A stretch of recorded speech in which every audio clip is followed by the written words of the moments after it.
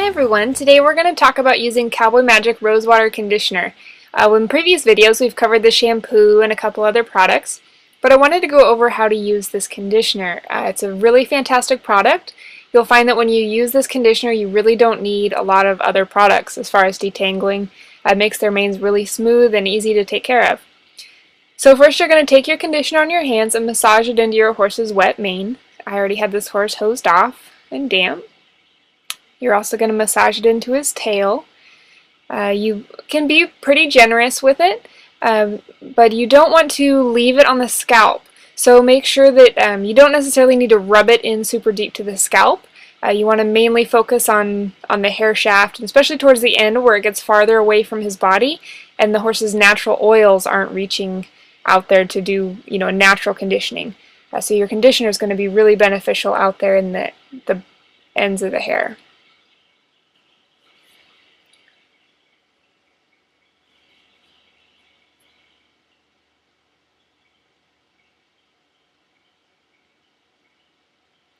You're going to go ahead and rinse it all out. Make sure you rinse it pretty thoroughly. You don't want to have a whole lot of conditioner just sitting in your horse's mane. It's meant to be rinsed out, at least rinsed out from your horse's skin. In the tail, if you want to leave just a little tiny bit in the ends, that's fine. You can provide a little bit of extra moisture that way, but you don't want it to be right up against the skin. It can cause some itching and irritation like any product. If you really rub it into their scalp, you don't want to leave it sitting there. The horse's natural oils are going to be best for that particular area. So make sure you rinse the mane really well. And you're also going to want to rinse out their neck and their shoulder. Make sure that you don't have any left over in that area, especially when you're getting into these fall months and they have longer hair. They're more likely to trap soap. So then we're going to rinse out the tail.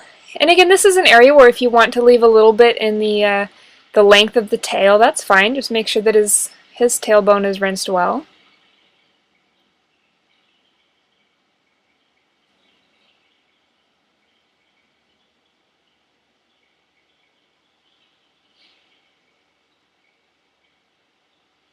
And then after you're all done rinsing, you're going to go ahead and let it dry.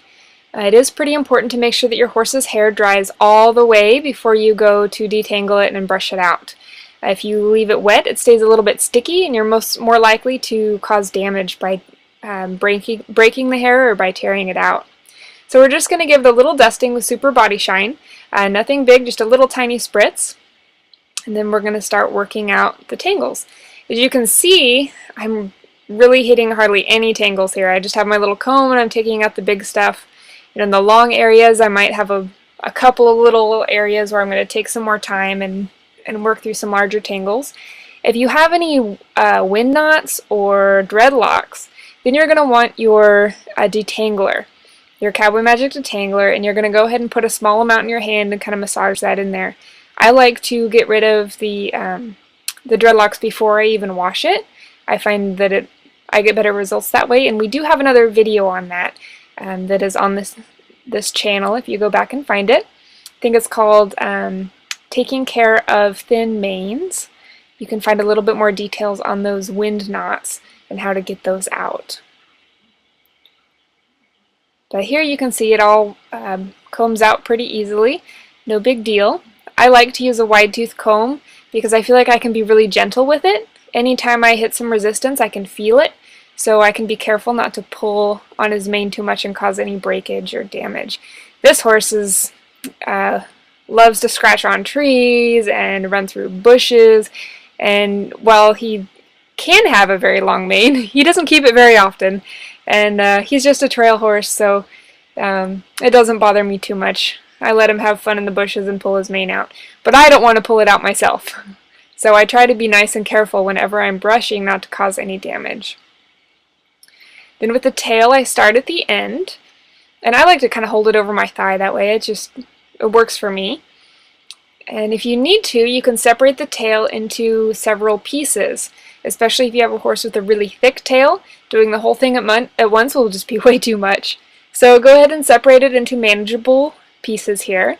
And then once you have each piece well brushed, then you can put it all together and brush it out for a finished product.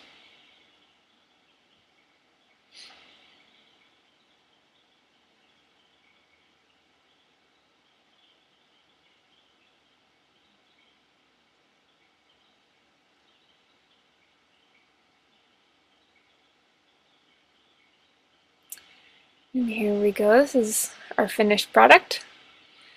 And you can see it looks nice and shiny and brushed through really easily. This only took me a couple of minutes to get through the whole thing.